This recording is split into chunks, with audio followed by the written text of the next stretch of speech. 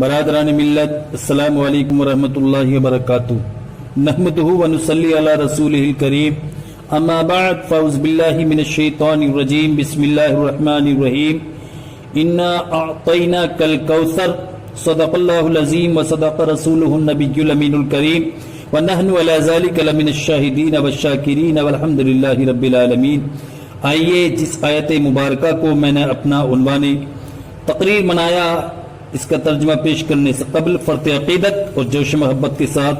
سرکار ذی وقار احمد مختار شفیع روز شمار کے دربار گھربار میں محبت اور عقیدت کے ساتھ نذرانے درود شریف پیش کریں۔ پڑھیں بآواز بلند، اللہ رب محمد صلی اللہ علیہ وسلم، نحن عباد محمد صلی اللہ علیہ وسلم، صلاۃ و سلام علیک یا رسول اللہ صلی اللہ تعالی علیہ وسلم۔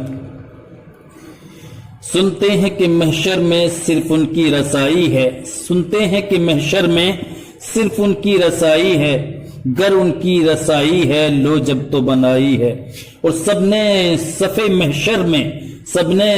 محشر میں للکار دیا ہم کو، اے بے کسوں کے آقا اب تیری دعائی ہے۔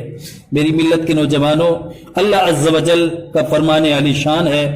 انا اعطیناک الکوثر، اے محبوب ہم نے آپ کو جو کچھ عطا کیا بے حد و بے حساب عطا کیا، یعنی جو کچھ بھی عطا کیا ہے اس کی کوئی حد نہیں ہے، بے حد و بے حساب ہے۔ آپ کو امت عطا کی تو بے حد و بے حساب عطا کی، آپ کو حسن اور خوبصورتی عطا کی تو بے حد و بے حساب عطا کی، یہاں تک کہ پروردگار عالم نے میدان محشر میں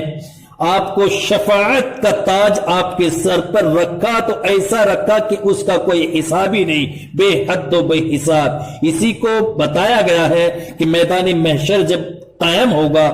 نفسی نفسی کا عالم ہوگا، لوگ پریشان حال ہوں گے، کوئی کسی کا پرسان حال نہیں ہوگا۔ میدان محشر میں لوگ تنگ آ کر ایک دوسرے سے مشورہ کریں گے، آخر کا نتیجہ یہ ہوگا کہ مشورہ کرنے کے بعد سب کے پاس جا جا کر تھک چکے ہوں گے، تو پھر لاسٹ میں حضرت عیسیٰ علیہ السلام آپ کو صحیح پتہ دیں گے کہ جاؤ، آج اگر کسی کی چلے گی میدان محشر میں تو وہ نبی آخر الزماں محمد الرسول اللہ صلی اللہ تعالی علیہ وسلم ہے، ان کے پاس چلے جاؤ اور تمہارا کام بن جائے گا، تمہاری بگڑی بن جائے گی۔ تو سارے کے سارے لوگ حضور کی بارگاہ میں حاضر ہوں گے، میرے آقا فرمائیں گے انا لہا انا لہا انا لہا، میں تمہاری مصیبت کو دور کرنے کے لیے تیار ہوں، میں تمہاری شفاعت کرانے کے لیے تیار ہوں، میں تمہاری بگڑی بنانے کے لیے تیار ہوں۔ تو پروردگار عالم کی بارگاہ میں سجدہ ریزی کریں گے میرے آقا، اللہ فرمائے گا پیارے محبوب چہیتے انوکھے، سر اٹھاؤ، تمہاری بات کو سنا جائے گا، تمہاری بات کو پورا کیا جائے گا۔ تو اللہ کے رسول صلی اللہ علیہ وسلم عرض کریں گے مولا آج میں تجھ سے یہ مانگ رہا ہوں کہ میری امت کو میرے حوالے کر دے، یعنی میں جس کو چاہوں تو اس کی شفاعت کو قبول کر لے اور اس کو بخش دے۔ تو میدان محشر میں میری ملت کے نوجوانوں حضور کی شفاعت کی کئی نوعیتیں ہوں گی، اور وہ کئی طرح کی شفاعت ہوگی حضور کی۔ اس میں ایک تو یہ کہ بہت سے لوگ آپ کی شفاعت سے بے حساب بے حد جنت میں داخل ہوں گے، اور بہت سے لوگ ایسے ہوں گے جو دوزخ کے لائق ہو چکے ہوں گے، یعنی جن پر جہنم واجب ہو چکی ہوگی، حضور کی سفارش سے دوزخ سے بچ جائیں گے۔ اور جو گناہگار مسلمان دوزخ میں پہنچ چکے ہوں گے وہ حضور کی شفاعت سے دوزخ سے نکالے جائیں گے۔ جنتیوں کی شفاعت کر کے اللہ کے رسول صلی اللہ علیہ وسلم ان کے درجے بلند کرائیں گے۔ یہ حضور کی شفاعت کی کئی نوعیتیں، کئی طریقے، یعنی حضور کی شفاعت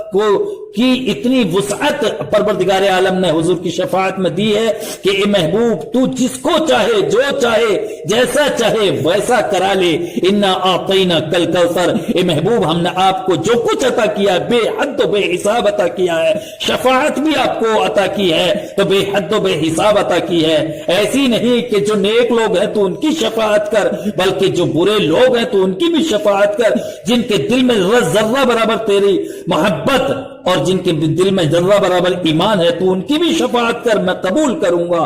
اس لیے کہ میں نے تجھے جو کچھ عطا کیا ہے بے حد و بے حساب عطا کیا ہے۔ میری ملت کے نوجوانوں، عالم ارواح میں پروردگار عالم نے اپنے محبوب کی شان کو